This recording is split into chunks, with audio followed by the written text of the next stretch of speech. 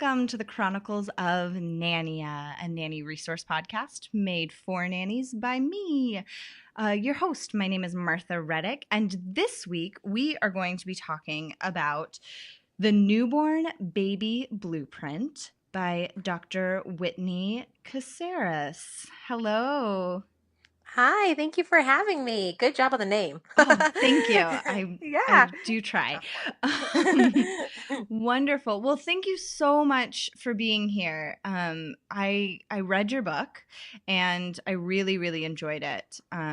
Even though I've never personally had a baby, but even from a nanny point of view, it was very helpful to me. I'm about to start with some infants, and so it was a very good read. Good. Um, Awesome. I'm glad it was helpful. Yeah, it feels like it's kind of a little different than what's out there. I mean, that was my goal, right? Because mhm. there's a million baby books out there. Right. Like a million. And Yeah. so what I wrote it was two things. One, I see people who come into my office that just are having such a hard time coping, and Mhm. it when they're having a baby, and it feels like there's this like secret sauce that I need to give them, like like here's these things, and then also my sense is that, and I had my kids when I was over 35, and so I think I'm in the same group. I just feel like we're in a different generation of women for a lot of new moms where like they've just had so much more life experience maybe than their moms did when they had kids, or several Yeah. generations before that, and so it's like a different need. Like they can find a lot of the information about gear, but finding information about how to deal with being a new mom, that's like a whole nother level. Yes, I completely agree. And I think that it's also changing a lot with what it means to be a new mom with every new generation. Yeah. My parents were certainly more walk it off than Hmm. than I am with my nanny kids. Yes. And so, I love you, mom and dad, but just, that was more the attitude. And Yeah, for sure. There so was not a whole lot of like emotion coaching going on, I don't think, for our parents. yeah, They're like, it'll be fine. exactly. Yeah, totally. So yeah, before we get kind of more talking about the meat of your book, let's hear a little bit about your background, what led you to write this book, things like that. Sure. So I was a journalism major in college. And so I always knew that I wanted to write. And I actually started out, when I applied to college, I started out as a biology major, but I Oh, wow. knew that I had this kind of dual interest in reaching people through writing and expressing myself through writing and speaking, but then also learning all of the nitty gritty, obviously, about the human body and how it works and all of that. And so I went to college, was a journalism major, a couple classes short of biology major too, and then went to medical school at the University of Vermont on the East Coast. And then I came back and did a public health degree at Berkeley, and then did my residency training at Stanford. And I feel like it was after I was done with all my training, like, whew, okay, that was a lot of stuff to get through. But then I started thinking about, okay, how am I going to actually piece this together? I didn't quite think that through before I before I embarked on this journey, but that's okay. That's how life goes, right? Yeah. So yeah, so I was in practice for 7 years before I started meeting all these moms, and after I'd already had both of my two kids, and I had a really tough first kid. She was like I felt so confident going into having babies. I Mhm. thought I totally have this. And to be perfectly honest, when I looked at other moms that struggled when they came into my office, I felt a little bit like superior, like, oh well, I won't have that experience. I'm sure that won't be me because I just have all this information. Um and then it hit me so hard, like postpartum depression and anxiety, looking at people in the grocery store with their kids who were 5 years old, and like just looking at them like, how did you survive? Like, how did this Right. how did this thing and so once I got through that with my first, and then had a totally different experience with my second, because I had all of this support around me, and I had an amazing nanny who helped me a ton. And I just had this different perspective than I felt like I needed to kind of share it with the world, share it with other moms, help them have an easier experience than I did my first time around. Yeah, I love that so much. Because yeah, I mean, like I said before, I haven't had children yet. Mhm. And I totally know though from like all of my reading and from being a nanny that it is very different than a lot of times we think it's going to be. And even as nannies, one of our guests has talked about a blog post that she wrote that was like, I thought I would be better at this. Um, Yeah. then, and like because she had been a nanny for years and years, and then she was like, "Oh, wait, it's totally different when it's your own kid." Um, so yeah, for nannies listening out there, I think that there's a lot of valuable information in this book for us as well, and how we can support new moms. Um, so you were talking about how you had a nanny when your second child came along, which is often the way that nannies interact with pregnant moms into like those first few months. A lot of times, if it's a firstborn, we're not there until month 4 or so. Right. Um, so yeah, unless you're a doula or something like that. Mhm. But so how can a nanny help care for parents who are expecting?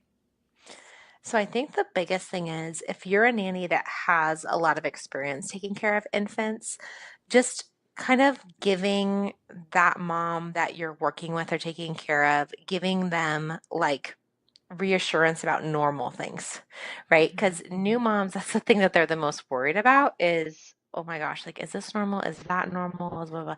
Like the nannies that I see that come into my clinic with moms who are really successful with them and the doulas come in and are like, oh yeah, don't worry, no, totally normal, you're good. You know what I mean? Like in that way, that's like big sister type thing. Because that's really, I think, where we can develop a village for people, where we can develop a community for them.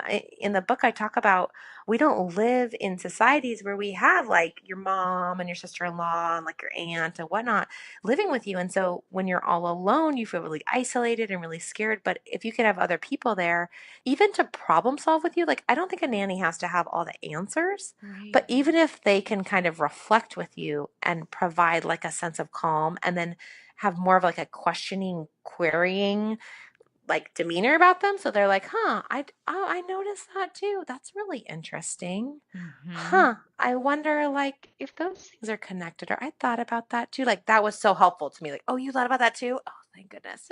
Right? Like it's Yeah. not just me. Yeah. Yeah. Not just me. Yeah. So I think that's one thing. And then the other is just holding your baby, holding a mom's baby for them. That's Mm. like the simplest act.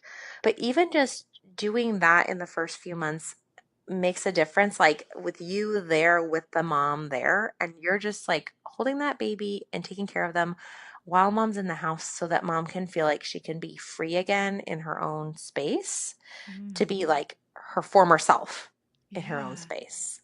I think That's that's that's really so powerful. interesting because I guess in my brain I would be like, I don't want to take the baby away from the mom because I wouldn't want to like step in and Right. impose myself at all. But it's so freeing as a nanny to hear that that would be helpful because that would also be, something that I would love to do. I love holding babies. Yeah, totally. And then the other is, of course, like if you feel comfortable with babies yourself, encouraging the mom to go do stuff, right? Like Hmm. I feel like my nanny, the again, like you said, the first time around, she wasn't there until month 3 or 4, right? And so Right. she helped me, but it was like a little different than the second time around. She would say, even at the 4 week mark, like, oh, well, you pumped a bottle and we'll figure it out. You should totally just go to the store and like sit there and have a like latte or have like a tea or whatever. Yeah. Like, please just go for an hour and we'll be so fine. Like, it's Yeah. fine. I'll call you. I have your number. I'll call you. you know that was incredible. I just felt like I got back to myself so much faster because someone offered it because I would have never asked for that. It Right. took someone else offering it. Yeah. Oh, wow. This is great. Um, I love hearing all this stuff. Good. Um, Great. So, What are some things to expect in the first few days and weeks? And you talk about this from the point of view of parents a lot, which I think is helpful for nannies as well, because if we're coming in during the day, we also Yeah. need to know what to expect. Yeah. So, first few weeks at home, the biggest thing that I think people are thrown off by is this day night switch up that babies have. Mm. So, in the very beginning of a baby's life, they are totally turned around on when it's day and when it's night. So, they think that it's the opposite because during the day, when a mom has been pregnant, she has been lulling her baby to sleep as she kind of walks and sways and is moving her baby. So a lot of times pregnant moms will even say like, "Oh my gosh, I'm worried my baby isn't kicking or isn't moving as much during the day." Then they slow down and they sit there and they go, "Oh, okay, great. I can hear my baby. I can feel my baby." I Oh, mean, yes. but yeah, but then at night, a lot of times pregnant women will complain because their babies will be like kicking and kind of keeping them up all night. So then, so then once baby comes out, they kind of, it's like they forget, they have this amnesia that that's the whole way this has been throughout the whole pregnancy as well. Mhm. Um, and so we have to just remind moms or remind nannies too, right, that that's a very normal thing for babies to be very, very sleepy during the day, for you to have to wake them to feed them during the day. And then that at night for you to be like, oh my goodness, who is this? Who is Uh-huh. this child? Who's now risen? So, I encourage parents and nannies in order to mitigate that during the day to keep the baby in more of a light area where there's movement, where there's a lot of like talking, where you're not trying to keep super hush Mhm. hush. And then to wake the baby every 3 hours to feed them during the day from a pretty young age, so that that way they are awake enough to kind of be in the rhythm of, oh, it's daytime. I'm supposed to be awake. You don't need to sit there and stimulate them and like make googly eyes at them all day long, but just make sure that you're periodically, at least every 3 hours, waking them up, and that will also help with the feeding to kind of get them going in terms of that. And then at night you make it really quiet, or sorry, not really quiet, really Mhm. dark, really kind of cozy for them, have them all swaddled up, have there be kind of a white noise going so it mimics more of the sound of the womb. Yes. I still sleep with white noise, and it is a game changer for me. That's totally amen. Yep. Um, Great. So if a if a nanny has been hired and will be helping with the first newborn, so they're helping Mhm. get the house ready and things like that. And let's say this nanny knows his or her stuff and knows, all the gadgets and stuff to get. But what are some things that Yeah. he or she might not think of to help get the house ready that you would suggest? So I think one of the biggest things is having like a station in the room. So like next to mom's bed to have kind of all the little gear all set up on like a little I had a rolling Mm, cart, like an yes. IKEA rolling cart. Yeah, that would have different levels on it. So it would have like diapers and wipes on the middle rack. It would have extra swaddles on the bottom. And then on the top it would have things like maybe a hands-free pump, which could be something that could be really useful for Yeah. moms because it helps sometimes if they have some engorgement that can be helpful. So that's when your breasts are really full, right when your milk is coming in. It can be helpful for a number of things. Anyway, so that could be helpful on there. And then maybe like a little nightlight that they can turn on so they can keep the room pretty dark, but they can still see what they're doing for their baby. Burp cloths there. Sometimes people will have the little like snot suckers Mhm. there on that little deal so that if they need it. So kind of everything is at your fingertips, so that that way you can make it less work for you and then less kind of jolting for the baby to turn all the lights on and try to find everything and try to figure out where things are going. And then the other thing I tell people to invest in, I didn't put this in the book, but I think it's important, is to invest in multiple breastfeeding pillows. Oh. So I had like a breastfeeding pillow, or at least multiple Mhm. cases. Like I had a breastfeeding pillow that I would use like on my couch and then one like in my bed. And sometimes you want to try out, even before baby's born, you could try it just on your belly, like what seems like it's going to be the most comfortable in terms of your back, so that that way you're not having a lot of back issues. And then the other thing is finding a nursing chair or a nursing setup that will give you 90-degree Oh. angles. So, like if you're sitting up in a chair, that it's 90 degrees at your hips to your knees, and then 90 degrees from your knees to your feet. So, making sure that you have a chair that has those kind of proportions for you that you feel comfortable. And if not, that you've gotten like a little step stool to make it like Mhm. that, because you don't want to be struggling right when your baby comes to kind of figure all that stuff out. That just helps you to like be in good alignment and then make it easier on your back for your babies. Yeah, those are both really really great suggestions.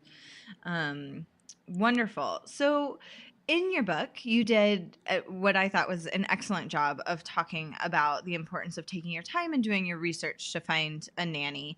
And you did it in a way that I actually haven't seen in a lot of baby books before, so I appreciate that.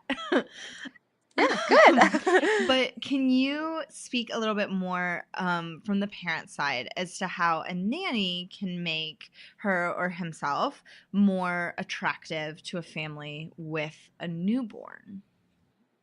Yes. So, and I will speak from my experience here because I feel like I became like a nanny search Yeah, expert. I I was determined to find someone that I felt really comfortable with. I think maybe in part because I'm a pediatrician, I just felt like I understood the value of having someone who was really right. good come into my home. So, the number one thing for me when I met people and when I looked at their resumes, I really looked at how professional is this person. And I don't mean like, did they go to Harvard Right. or whatever? I did not care about that at all. But I cared about when they wrote like their little essay on care.com or on sittercity.com or whatever, what did it sound like? Did it sound like they actually knew what they were talking about? Were they articulate? Did they have a lot of grammar mistakes? Like, I really looked at those Hmm. things. And then I looked to make sure that they said that they had references on request because I thought that that was really important to be able to make sure that I had people that I could ask to make sure this person would be Right. quality.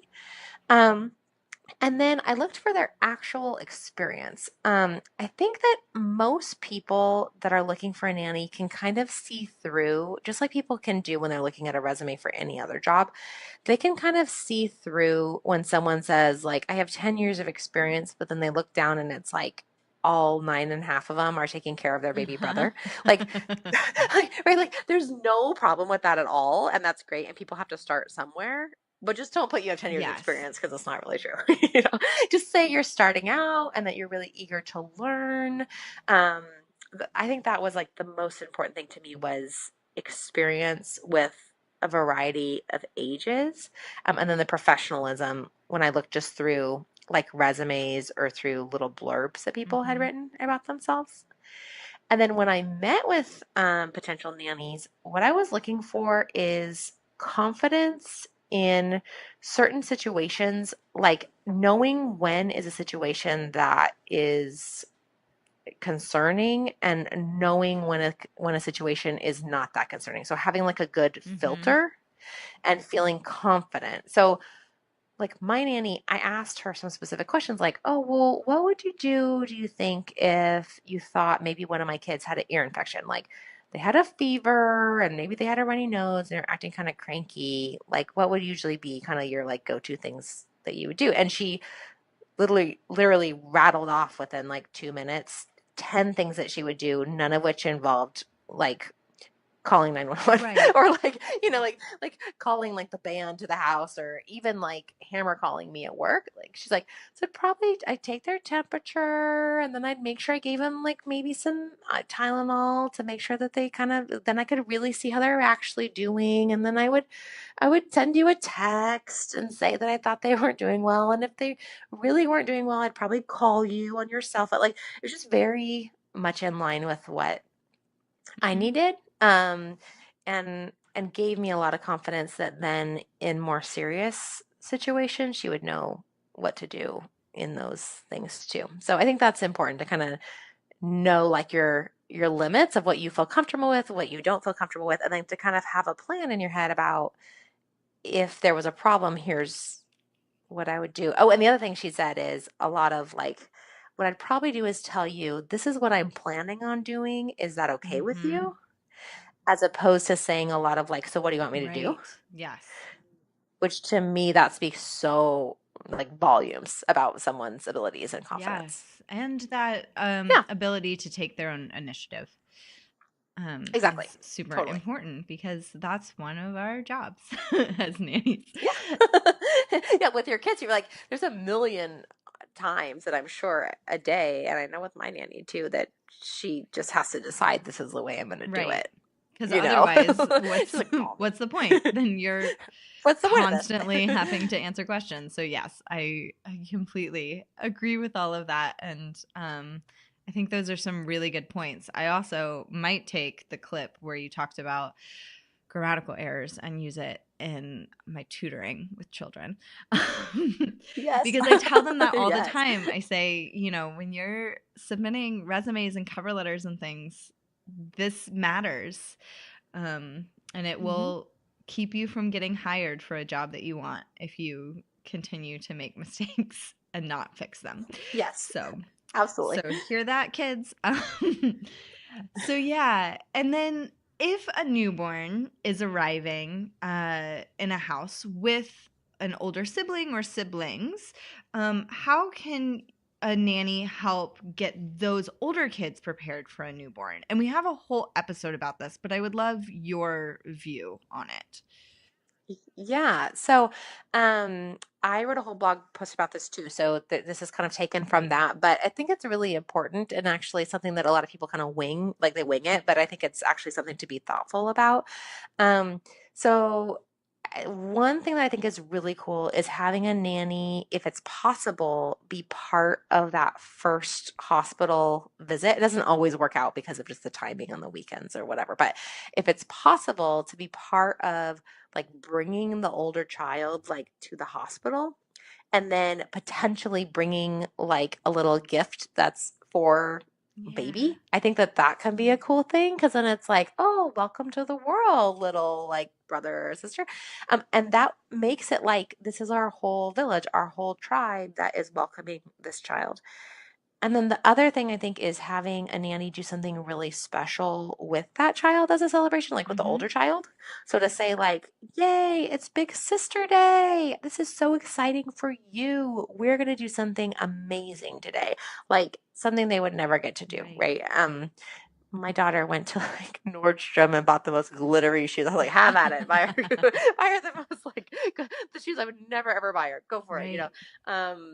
Like that's great that you got something that's from the baby too, and say your baby brother or sister got this for you, and your parents want to make sure that I gave it to you, and like I think that's an important thing. Yeah. Um, yeah, I think the other thing is a nanny can be integral in helping a second time mom and with having enough time to spend with the older child. Right. So if a nanny can hold the baby and like be with the baby and then even say things like, "Oh, I'm going to hold you right now, sweetie, because your mom needs to spend some extra special time with your big sis." Like that's amazing, right? That helps the kid know, the older kid know, I'm really special. And in fact, in this moment, I I'm going to take priority. There's Yeah. other moments that my baby sister, brother's going to, but in this moment, I'm taking priority, and everybody recognizes that. Oh, So I think those are two I things. love that. Yeah. And I love that idea of um, really creating this united front and this village mentality. I think that that's really special and does help the every child, all of the children in the family feel really Hmm. cared for and like there's enough room for me left in this family, you know? Right. Yeah. No, all the room hasn't been crowded out. Right. And I tell moms to do that same thing to say, to like use the same language for Mhm. everybody, to say to older brother or older sister and the baby, oh, just 1 second. I'm helping somebody. Oh, just 1 second. I'm helping the other person. So it's like all the same. Everybody has to like wait a second to be patient, Right. you know? Uh, yeah. Yeah, and maybe even use it on a spouse or the nanny. Hmm. There you go. Love it. Wonderful. So, what are some resources besides your awesome book, which let's like really say the name of it again? It's the Newborn Baby Blueprint: Preparing to Care for Your Infant and Yourself. Um, so how can nannies go find this, or parents, any parents that are listening? Yeah, let's start with that. Yeah. Yeah. It's so it's available on my website, modernmommydoc.com. You can get it there as an ebook. Awesome. And then you can also get it, yeah, as a paper book and ebook on barnesandnoble.com and on amazon.com. Perfect. Um, Yeah. yeah. And then I think you're going to ask about Yeah, what are other some other resources. resources? Yep. So there are a couple books that I really love. First is the classic Happiest Baby on the Block, which is Dr. Harvey Karp, who really is kind of, I don't know if the Godfather is the right word, but he's become really Yeah. famous um, by talking about these five S's. And so it's like the five S's of soothing a baby and helping them to calm down. And if you as a nanny, especially if you have experience as a nanny, or even if you're a new nanny or like with infants, and then there's a parent who's also a new parent, if you can kind of learn these tricks and techniques, I swear these parents will look at you like, whoa, you're a magician. And I like his book, but you can also go on like YouTube or whatever, just search him online and watch videos of him doing the techniques. And I'm a visual Mhm. learner, and so that actually is an even more effective way, I think, to like make sure you actually understand like exactly how to do the little moves that he talks about. But the books gives lots of background about that whole fourth trimester and the day night switch up and all that stuff. And then the other book that I really like in general for nannies, but it has some stuff about infants, is called Zero to Mm. Five. Yeah, and it has 70 essential parenting tips, but it worked for nannies too, based on science. And so it has a lot of stuff about how to build connection with kids. Like it's all about how to build resilience, but it's about how resilience starts even in infancy. And so the things that you can do with infants and with older kids to help them to be stronger as they grow, and it's pretty rad. Yeah. Honestly, when you read about all the stuff that happens in a baby's brain from the moment they come out and how it can influence them to feel really secure and connected. So that's more of like a millennial, like bigger picture book, but I still think it's Oh, important. no, I'm like right after we get off this call, I'm gonna go look at for that Yeah. at the And then library. yeah, it's a good one. And then the other one that's kind of a older book that people don't know as well, but I like it. It's a book that's written by one of my mentors from Stanford. It's called From First Kicks to First Oh. Steps. It's by Dr. Alan Green, and he has his own website about kid illnesses, and he's great. It's called drgreen.com, and he has tons of stuff on there about like, is this cough okay? Is this rash okay? Like people call in and send him emails and all this stuff, and so lots of stuff about actual like illnesses and sickness on That's there. great. So you better know how to answer those questions of if you thought the kid had an ear infection. Yeah. Yeah, I guess I should caveat. I by no means wanted my nanny to say like, "Oh, I would give her like No, I amoxicillin know. 2 times a day." None of that. I just was like, "What would you? How much of this an emergency would this strike in your Right, heart?" right. You Yep. know? How much are you going to panic if something's slightly Mhm. abnormal? Exactly. Yeah. But I also think the more you know, the better you can react. Um, Totally. so well, those all sound amazing. I've already got a copy of Happiest Baby on the Block, but the other two I'm going to definitely check out from my local library because that's how I roll. Um, yeah. Mm. Well, is there anything else that we didn't touch on? Well, I was going to share a little Yeah. story about my oldest daughter. Her name is McKenna. And she has always been someone, like I said in the beginning, who we called her Lemoncello when she was first born because she's like totally sweet when she was being sweet, but then when it was sour, it was like it's all over, man. And so I felt like all of us put so much effort into trying to just like make her just survive and be okay, Yeah. like function in the world. And so like this whole tribe mentality thing, village mentality, like I was talking about. When she was first learning to speak, which she spoke pretty early. So when she was maybe like 15 months old and or 15, 18 months, and she was going around and trying to kind of name everybody. And I heard her when I came home from work say, Mom. And I looked and she was not talking to me. She was talking to my nanny. Like she was looking straight at my nanny and saying, Mom.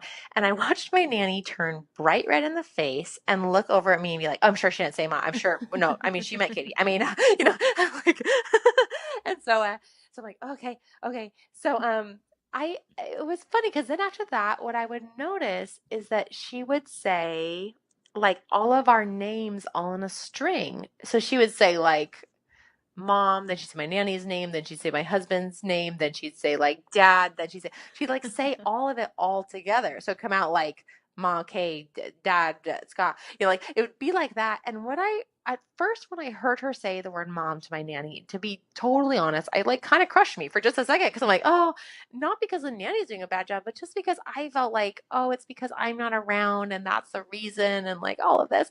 And then when I started thinking about how she was calling us like all of our names, all of us, all of our names, how really cool that was that like my nanny is this totally integral part of my life who makes my world run, who is like the love of my daughter's life in the same way that I'm the love of my daughter's Yeah. life. But like we're like all equal, like little partners holding hands, like singing kumbaya around my daughter. Like, and, and that's what she needed. She, like, in order to move on from being this little limoncello to more of like a lemon, like sorbet type of thing as she got older, like, she just needed all those helping hands around her. And so I'm just so grateful for nannies because really they are like the glue to so many Oh, families. I So, love that story. Thank you so much for sharing that. That touched yeah. my heart.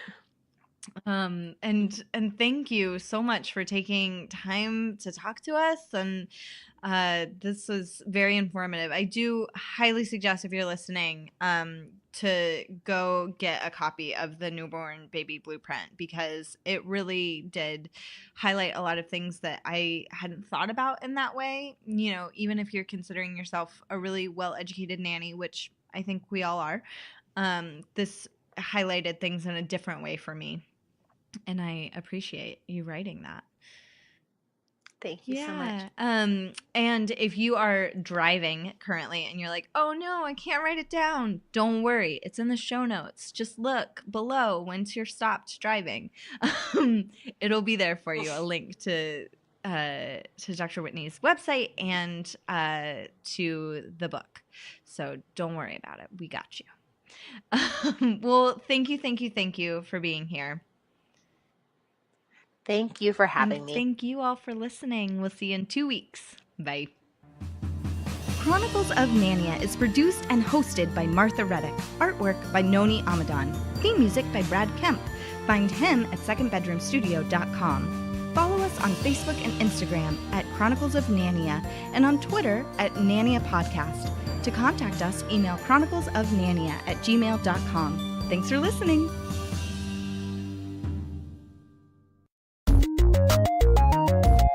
This show has been brought to you by Machine Culture.